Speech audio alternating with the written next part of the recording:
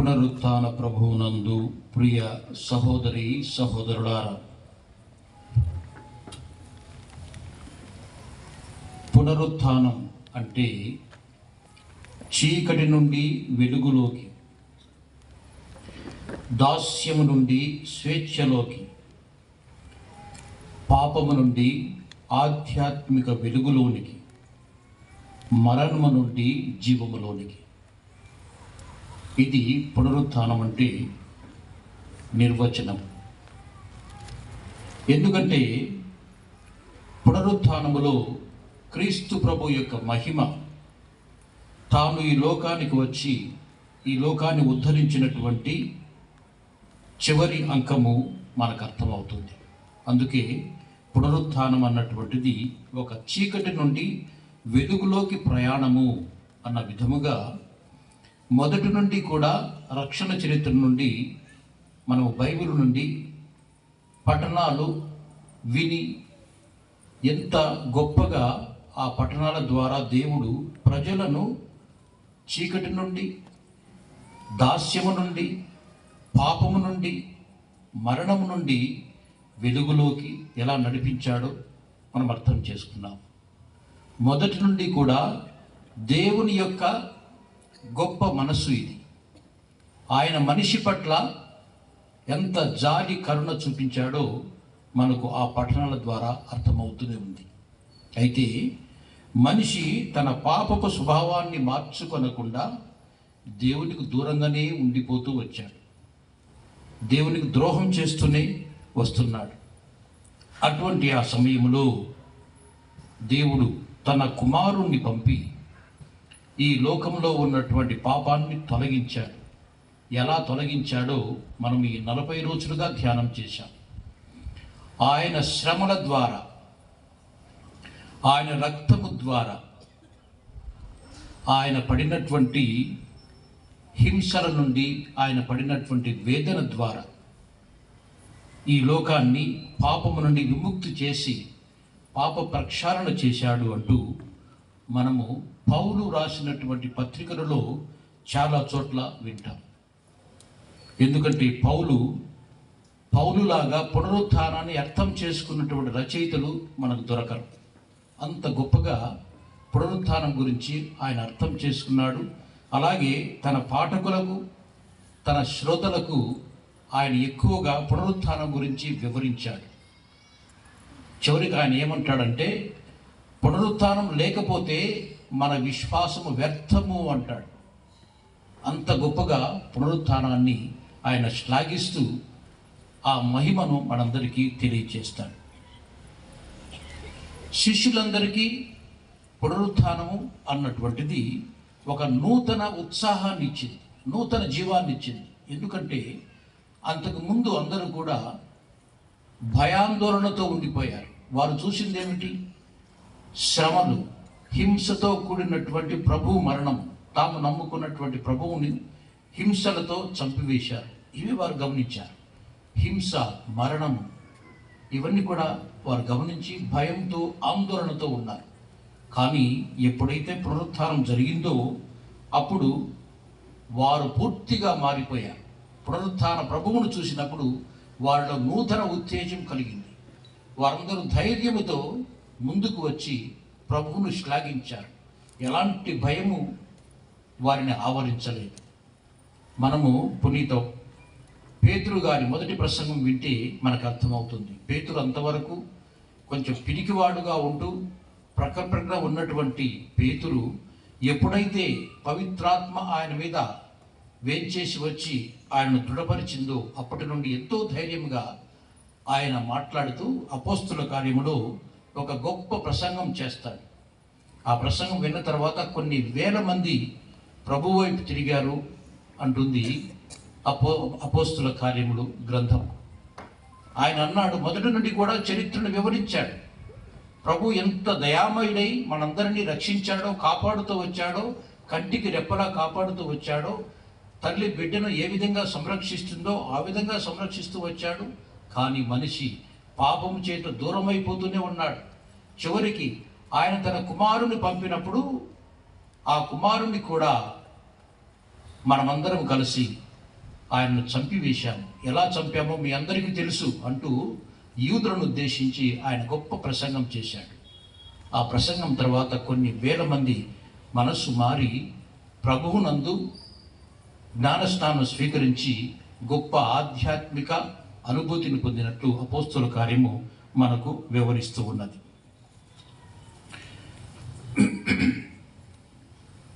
మనం విన్నటువంటి పఠనాల ద్వారా మనకు అర్థమయ్యేది ఏమిటంటే, ప్రభువు తన కృప ద్వారా, తన దయ ద్వారా, రక్షణ ద్వారా రక్షించినటువంటి వైనాన్ని మనం పదే పదే విన్నాము. అయినప్పటికీ కూడా మనిషి తీరు మాత్రం మారలేదు. మనిషి ఎప్పుడు దూరం అవుతూనే వచ్చాడు. కానీ దేవుడు మాత్రం మనిషిని వదిలిపెట్టదలుచుకోలేదు. మనిషిని ఆయన వెంటాడుతూ అతన్ని తిరిగి తన వద్దకు చేర్చుకోవడానికి ప్రయత్నిస్తూనే ఉన్నాడు. తప్పిపోయిన కుమారుని గురించి తండ్రి ఆవేదన పడినట్టుగా మనిషి పట్ల దేవుడు ఆవేదన చెందుతూ అతన్ని స్వీకరించడానికి, అతని దగ్గర చేర్చుకోవడానికి ప్రయత్నిస్తూనే ఉన్నాడు. ప్రవక్తల ద్వారా, గొప్ప గొప్ప వ్యక్తుల ద్వారా, సంఘటనల ద్వారా నేరుగా తానే మాట్లాడుతూ మనిషిని దగ్గర చేర్చుకోవడానికి ప్రయత్నించాడు. కానీ మనిషి మాత్రం దూరం అవుతూనే ఉన్నాడు. చివరికి తన కుమారుణ్ణి పంపి మనుషులను దగ్గర చేర్చుకోవటానికి, మనుషులను తన దత్తపుత్రులుగా స్వీకరించడానికి దేవుడు సిద్ధపడినాడు అంటూ పౌలు కొలస్సీయులకు రాసిన పత్రికలో మనకు వివరిస్తూ ఉన్నాడు. అందువల్ల ఏ మనిషి కూడా ఈ గొప్ప అనుభూతిని తాను పోగొట్టుకోకూడదు. ఎందుకంటే దేవునికి పుత్రులమయ్యేటువంటి గొప్ప అవకాశాన్ని ప్రభువు తన పునరుత్థానం ద్వారా మనకు అందించాడు. పాపాన్ని క్షమించి, పాపాలను ప్రక్షాళన చేసి, తాను అనుభవించినటువంటి హింసల ద్వారా, తన రక్తము ద్వారా వీటన్నిటిని కూడా ఆయన ప్రక్షాళన చేసి మనందరినీ కూడా దేవునికి పుత్రుడుగా, పుత్రికలుగా చేశాడు. అవకాశాన్ని ఎవరు కూడా వదులుకోకూడదు అంటూ ఆయన కొలస్సీయులకు రాసిన పత్రికలో వివరించడాన్ని మనం గమనిస్తాం. ఇది పునరుత్థానం గురించి రచయితలు చెప్పినటువంటి గొప్ప నీతి వాక్యములు, అలాగే మహిమ వాక్యములు. అయితే జరిగినటువంటి సంఘటన గురించి మనము వివరంగా తెలుసుకోవాలంటే యోహాను రాసినటువంటి సువిశేషంలో ఒక సంఘటనను ఆయన వివరిస్తాడు. ఎలా జరిగింది పునరుత్థానం, ఏ విధంగా జరిగింది, అప్పటి వరకు భయంతో ఉన్నటువంటి శిష్యులు ఎంత ధైర్యాన్ని తెచ్చుకున్నారు అంటూ యోహాను వివరిస్తాడు. ముఖ్యముగా మరియ మగ్దలేన గురించి ఆయన చెప్పినటువంటి వాక్యములు చాలా చక్కగా ఉంటాయి. మరియ మగ్దలేన అంటున్నటువంటి స్త్రీ ప్రభువును ప్రేమించినటువంటి స్త్రీ, ప్రేమ కృతజ్ఞతతో ప్రేమించినటువంటి స్త్రీ, తన పాపమును మన్నించినటువంటి ప్రభువు, సమాజంలో తనకంటూ ఒక గౌరవాన్ని ఆపాదించినటువంటి ప్రభువు. అందువల్ల ఆమె ప్రభువును గొప్పగా ఆరాధించింది, గొప్పగా గౌరవిస్తూ ఆయనను తన రక్షకుడిగా స్వీకరించింది. ప్రభువు చనిపోయిన తర్వాత ఆయన మృతదేహాన్ని సమాధిలో ఉంచిన తర్వాత కొందరు స్త్రీలు అక్కడికి వెళతారు. అక్కడికి వెళ్ళి ఆయన భౌతిక కాయానికి తైలాన్ని అభిషేకించాలి అన్న ఉద్దేశంతో వెళతారు. సామాన్యంగా యూదులు చనిపోయిన దేహానికి 3 రోజుల పాటుగా తైలాన్ని అభిషేకించి అలా గౌరవంగా చూస్తారు. అయితే ఈ 3వ రోజు ఈమె అక్కడికి వెళ్ళినప్పుడు, ఈ స్త్రీలు వెళ్ళినప్పుడు రాయి తొలగింపబడి ఉండటం వారు గమనించారు. రాయి అన్నటువంటిది చాలా బరువైనటువంటి రాయి, దాన్ని తొలగించడం సాధ్యం కాదు. కనీసం 2-3 మగవాళ్ళు దాన్ని తొలగిస్తేనే అది సాధ్యమవుతుంది. అయితే వీరు చూసేటప్పటికి అక్కడ రాయి లేదు. రాయి తొలగింపబడి, బండరాయి తొలగింపబడి ఉండటాన్ని వాళ్ళు చూశారు. ఆ తర్వాత అక్కడ ఇద్దరు సన్మనస్కులు తెల్లని వస్త్రములు ధరించి అక్కడ కూర్చొని ఉన్నారు. తెలుపు అంటేనే మనకు పునరుత్థానమని గుర్తుకు వస్తుంది. వాళ్ళు అన్నారు, మీరు ఎవరిని వెతుకుతున్నారు? మీరు వెతికేటువంటి వ్యక్తి ఇక్కడ లేడు, ఆయన పునరుత్థానమయ్యాడు, ఆయన లేచాడు అంటూ చెబుతారు. అయితే ఈ విషయం గురించి ఈమె పరిగెత్తుకుంటూ వెళ్ళి పేతురుకు, యోహానుకు వివరిస్తుంది. ఎందుకంటే పేతురు అప్పటికే నాయకుడు, యోహాను ప్రభువుకు ప్రియమైన శిష్యుడు కాబట్టి ఆమె పరిగెత్తుకుంటూ వెళ్ళి వాళ్ళకు వివరిస్తుంది. వారు కూడా వచ్చి చూస్తారు. చూసినప్పుడు అక్కడ ప్రభు దేహము కనిపించదు. కానీ వారు చూసింది ఏమిటంటే ఆయన శరీరానికి చుట్టబడినటువంటి వస్త్రములు, ముఖ్యంగా తలకు చుట్టబడినటువంటి వస్త్రము చక్కగా సంస్కారవంతంగా చుట్టబడి ఒక చోట ఉంచినట్లు వాళ్ళు గమనిస్తారు. అంటే అప్పుడే నిద్ర నుండి లేచినటువంటి వ్యక్తి తన మీద ఉన్నటువంటి వస్త్రములను తీసి చక్కగా మడచి పెట్టి లేచి వెళ్ళినట్టుగా వాడు ఊహించుకుంటారు. అయినప్పటికీ కూడా వాళ్ళలో ఏదో సందేహము, మళ్ళీ పరిగెత్తుకుంటూ వెళ్తారు. వెళ్ళి శిష్యులతో మాట్లాడుతూ రకరకాలుగా తర్కించుకుంటూ ఉన్నారు. కానీ మరియ మగ్దలేన మాత్రం అక్కడే ఉన్నది. ఎందుకు? ఒక ప్రేమ, ప్రభువు మీద ఉన్నటువంటి వాత్సల్యము, ప్రేమ, ఒక ఆరాధనా భావం ఆమెను అక్కడి నుండి కదలనీయలేదు. ఆమె అక్కడే ఉన్నది. అక్కడే ఉన్నప్పుడు ప్రభువే ఆమెను ఎక్కువగా పరీక్షింపదలుచుకోక ఆమె దగ్గరగా వచ్చి ఆమెతో, నీవు ఎవరిని వెతుకుతున్నావు అని అడుగుతాడు. అప్పుడు ఆమె ఇచ్చిన ఒక సమాధానము ఎంతో ఆసక్తిగా ఉంటుంది. ఆమె అంటుంది కదా, అయ్యా, నా ప్రభువును ఎవరో ఇక్కడ నుండి దొంగిలించారు, మరి ఆయన ఎక్కడున్నాడో తెలిస్తే దయచేసి నాకు చెప్పగలవా అని అంటుంది. అంటే ఆయనను తోటమాలిగా భావించి చెప్పడం. ఇక్కడ ఇవి చెప్పిన ఒక మాట మనం గమనించాలి. ఆమె అంటుంది కదా, నా ప్రభువును, ఆయనను ఎవరో ఎత్తుకెట్టారు ఆయన అంటుంది.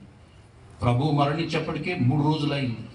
మృతదేహాన్ని లోపల ఉంచినట్లు అందరికి కూడా తెలుసు. కానీ ఇవి చెప్పేటువంటి మాట మనం వినాలి. నా ప్రభువు, జీవించిన చనిపోయిన నా ప్రభువు. ఇది ప్రేమ అంటే, ఇది విశ్వాసం అంటే. అందుచేతనే అటువంటి వారికి దేవుడు అనుగ్రహించాడు. అటువంటి వారిని గొప్పగా ఆయన తన హృదయానికి దగ్గరగా చేర్చుకున్నాడు. అంత విశ్వాసం ఉన్నది కాబట్టి ఆమె అన్నది, నా ప్రభువును ఎవరో తస్కరించారు, ఎవరు దొంగిలించారు అని అంటుంది. అప్పుడు ప్రభు ఇంకా ఎక్కువగా ఆమెను పరీక్షించదలుచుకోలేదు. అందువల్ల ఆమెను మరియా అంటూ సంబోధించి పిలుస్తాడు. ఈ పిలుపు సామాన్యంగా ప్రభువు నుండి ఆమెకు వచ్చేటువంటి పిలుపు. అందువల్ల వెంటనే ఆమె గుర్తిస్తుంది, ఈయనే ప్రభువు అంటూ. అంటే యోహాను సువిశేషంలో ఉంది కదా, నా గొర్రెలు నా స్వరమును విన్ను. ఎవరెవరైతే ఆయన స్వరానికి అలవాటు పడతారో ఆ స్వరాన్ని వెంటనే ఆలకిస్తారు, వెంటనే గ్రహిస్తారు. అందువల్ల ఆమె వెంటనే గ్రహించి నా ప్రభువా అన్నది. వెంటనే ఆయన వైపు తిరిగి రబ్బూని అంటూ ఆయన దగ్గరగా వచ్చింది. ఇక్కడ మనం గమనించవలసింది విశ్వాసము, పునరుత్థానం మీద విశ్వాసము. ఈమె శిష్యులలో ఒకరు కాదు, అయినప్పటికీ కూడా ప్రభువునందు విశ్వాసము. ఆయన తిరిగి లేస్తాడు. మరణం అన్నటువంటిది ముగింపు కాదు, అది కేవలము ఒక దశ మాత్రమే. మరణం నుండి ఆయన లేచి ఉత్థానుడై మనకందరికీ తన మహిమను చూపుతాడు అన్నటువంటి విశ్వాసం ఉన్నది కాబట్టి ఆమె వెంటనే రబ్బూని అంటూ పిలిచింది. నా ప్రభువు అన్నది. చనిపోయిన వ్యక్తి దేహము, మృతదేహము అంటూ సంబోధించలేదు. ఇది ఉత్థానమందు ఆమెకున్నటువంటి ఒక నమ్మకము, ఒక విశ్వాసం. ఈ నమ్మకము కొన్నిసార్లు శిష్యులకు లేకపోయింది. తర్వాత వారు గ్రహించారు. కానీ ఒక అమాయకపు స్త్రీ, సమాజంలో గౌరవం లేనటువంటి స్త్రీ ఏ విధంగా ప్రభువును విశ్వసించింది మనం గమనిస్తున్నాం. ఇలాంటి విశ్వాసం మనందరికీ కావాలి అంటూ పౌలుడు మనకు వివరిస్తాడు. ఎందుకంటే మనం విశ్వసించకపోతే ఉత్థానాన్ని మనము అర్థం చేసుకోలేము. ఆయన ఎక్కువగా కొరింథీయులకు వ్రాసినటువంటి పత్రికలో 15వ అధ్యాయం 12వ వచనంలో ఈ మాట అంటాడు, క్రీస్తు మృతుల నుండి లేవనెత్తబడిన కదా, మరి మృతుల పునరుత్థానం లేదని మీలో ఎందుకు మాట్లాడుచున్నారు? పునరుత్థానమే లేకపోతే క్రీస్తు లేవనెత్తబడడు కదా. క్రీస్తు లేవనెత్తబడినచో మా బోధనలు వ్యర్థము, మీ విశ్వాసము నిరుపయోగము. మీరింకనూ మీ పాపంలోనే ఉన్నారు. క్రీస్తునందు మరణించిన వారు భ్రష్టులైనట్లే. క్రీస్తునందరి మన నిరీక్షణ ఈ జీవితం కొరకు అయినచో ప్రపంచంలో అందరికంటే మనము అత్యంత దయనీయులము అంటూ పునరుత్థానం గురించినటువంటి గొప్ప నిర్వచనాన్ని, అర్థాన్ని ఆయన మనకు వివరిస్తాడు. పునరుత్థానంలో ఉన్నటువంటి గొప్ప పరమార్థం ఏమిటంటే, మనకు ఈ జీవితంలో విజయము సంప్రాప్తించినది. పాపం మీద విజయం సంపాదించిన ప్రభు బాధలు, ఇక్కట్లు ఇవన్నీ కూడా శాశ్వతము కాదు. వీటన్నిటి మీద ప్రభు విజయం సాధించి మనందరినీ కూడా సంతోషభరితులను చేశాడు. అందువల్ల మన జీవితంలో వచ్చేటువంటి ఆటుపోట్లు, కష్టాలు ఇవన్నీ కూడా తాత్కాలికమే. చాలాసార్లు అనుకుంటూ ఉంటాము, ఏదో కొన్నంత బరువు మీద ఉన్నట్లుగా మనం భావిస్తూ ఉంటాం. నిజమే, చాలా వరకు బాధలు, కష్టాలు మనల్ని కృంగదీస్తాయి. కానీ పునరుత్థాన ప్రభువును చూసి మనము గొప్పగా నేర్చుకోవాలి. నా ప్రభు మరణాన్ని జయించాడు, నా ప్రభు చీకటిని జయించాడు, జీవములోకి నన్ను ప్రవేశింపచేశాడు. తాను తన జ్ఞానస్నానం ద్వారా నన్ను పునీతుణ్ణి చేశాడు. అందువల్ల నా కష్టాలు ఎన్ని వచ్చినప్పటికీ కూడా, ఎంత చీకటి ఉన్నప్పటికీ కూడా, ఎంత నా మార్గము సరిగా తెలియనప్పటికీ కూడా నా ప్రభువును చూసి నేర్చుకుంటాను. మరణాన్ని జయించిన నా ప్రభు ప్రతి విషయం మీద నాకు విజయాన్ని ప్రసాదిస్తాడు అన్నటువంటి సంకల్పము, ధైర్యము మనకుండాలి. ఎందుకంటే మనకు విజయాన్ని ప్రసాదించిన ప్రభువు గొప్పగా మనందరినీ కూడా ప్రోత్సహిస్తున్నాడు. నీ జీవితంలో వచ్చేటువంటి చీకటి కొద్ది కాలమే, నీకు వచ్చేటువంటి చిన్న చిన్న సమస్యలు ఇవన్నీ కూడా తాత్కాలికమే. నీవు వాటి గురించి బాధపడవద్దు, నన్ను చూడుము, నా నుంచి నేర్చుకొనుము అంటూ ప్రభు పునరుత్థానుడై మనందరికీ కూడా గొప్ప సూచనను, గొప్ప ఉత్సాహాన్ని కలిగిస్తాడు. ఇదే మనమంతా నేర్చుకోవాల్సిన విషయం. పునరుత్థానములో ఉన్నటువంటి గొప్ప సత్యము శాంతి, సమాధానము. ఆయన ప్రత్యక్షమైన ప్రతి చోట కూడా ఆయన అంటాడు, మీకు శాంతి కలుగునుగాక. మనం శాంతి కాముకులమై ఉండాలి, శాంతిని కోరుకోవాలి, సమాధానాన్ని కోరుకోవాలి. ప్రతి చోట కూడా అదే మాట అంటాడు ఆయన, మీకు శాంతి కలుగునుగాక, మీకు శాంతి కలుగునుగాక. మనమందరం కూడా సంతోషంగా శాంతియుతంగా జీవించాలని ఆయన కోరుకుంటాడు. ఇదే పునరుత్థాన ప్రభు మనందరికీ కూడా ప్రసాదించేటువంటి గొప్ప వరం. సామాన్యంగా అర్ధరాత్రిలోనే ఎందుకు చేస్తాము ఈ పండుగలన్నీ కూడా? క్రిస్మస్ పండుగ కానీ, ఈస్టర్ పండుగ కానీ ఎందుకు చేస్తాము అని అంటే, క్రీస్తు ప్రభు జన్మించినటువంటి రోజు కానీ, లేదా క్రీస్తు ప్రభు పునరుత్థానమైనటువంటి రోజు అయితేనేమి, ఈ రోజులు పరమ పవిత్రమైనవి, పరిశుద్ధమైనటువంటివి. రోజంతా కూడా మనము ఆయన ఆరాధించాలి, ఆయన స్తోత్రం చేయాలి, ఆయన స్తుతి గీతములు పాడాలి. అందుకని 12 గంటలు దాటిన క్షణము నుండి క్రొత్త రోజు ప్రారంభమవుతుంది. ఆ రోజు నుండి ఆ క్షణములను మనం వదులుకోకూడదు. అందుకని ఆ క్షణములలో మనమంతా కూడా గుడిలో సమావేశం అవుతాము. ఆ క్షణముల నుండి మొదటి క్షణములు, ఆ క్షణములన్నిటి కూడా మనము ప్రభువును స్తుతిస్తూ రోజంతా గడుపుతాము. అలా గడుపుతూ సంతోషంగా ఒకరినొకరు పలకరించుకుంటూ, శుభాకాంక్షలు తెలియచేస్తూ, లేదా భౌతికంగా ఏదైనా కానీ మంచి వంటలు తయారు చేసుకుని తినటం, ఇవన్నీ కూడా సంతోషాన్ని అనుభవించడమే, ఇవన్నీ కూడా దేవుని స్తుతించడమే. నా సహోదరులందరూ కలిసిమెలిసి జీవించడం నాకు ఎంత సంతోషం అంటాడు ప్రభు. అలాంటి మంచి స్థితిని మనకు పునరుత్థాన ప్రభు దయచేస్తున్నాడు. కాబట్టి ఈ రోజంతా కూడా ఎంతో సంతోషంగా జీవించవలసినటువంటి 40 రోజులుగా మనం అనుభవించినటువంటి శ్రమలను, ఆయన బాధలను స్మరణ చేస్తూ మనము చింతించి అనేక విధములుగా ఆయన శ్రమలను మననం చేశాము. కానీ ఈరోజు ఆయన విజయం సాధించి మనందరికీ సంతోషాన్ని కలుగు చేశాడు. మన జీవితంలో కలిగేటువంటి అనేకానేక సమస్యలు కేవలం తాత్కాలికమే, ఇవన్నీ కూడా సమసిపోతాయి. నా నుండి నేర్చుకో, నేను విజయం సాధించాను, ఈ విజయం నీది, నీ జీవితంలో నేను ప్రసాదించేటువంటి విజయం అంటూ ఆయన ప్రతి ఒక్కరికి తెలియజేస్తున్నాడు. కాబట్టి ఆ ప్రభువునందు ఈ విజయాన్ని ఆస్వాదిద్దాం, సంతోషిద్దాం. పునరుత్థాన ప్రభువును ఆయన చూస్తూ నేర్చుకొని మరణం మీద విజయం సాధించిన విజయుడైన ప్రభువును మనం ఘనంగా శ్లాఘిద్దాం. ఈ విధముగా పునరుత్థాన ప్రభువును అనేక విధములుగా స్తుతి స్తోత్రములు సలుపుతూ దేవునికి ఘనమైన నామాన్ని స్తుతించడానికి దేవుడిచ్చినటువంటి ఈ పండుగను, ఈ అవకాశాన్ని సద్వినియోగం చేసుకుంటూ పునరుత్థాన ప్రభువునందు అనేక విధములుగా సంతోషిస్తూ ఈ రోజంతా మరియు ఈ కాలమంతా కూడా దేవునికి ఘనమైన స్తుతి స్తోత్రం సలపడానికి ప్రయత్నం చేద్దాం. పిత, పుత్ర, పవిత్రాత్మ నామమున ఆమేన్.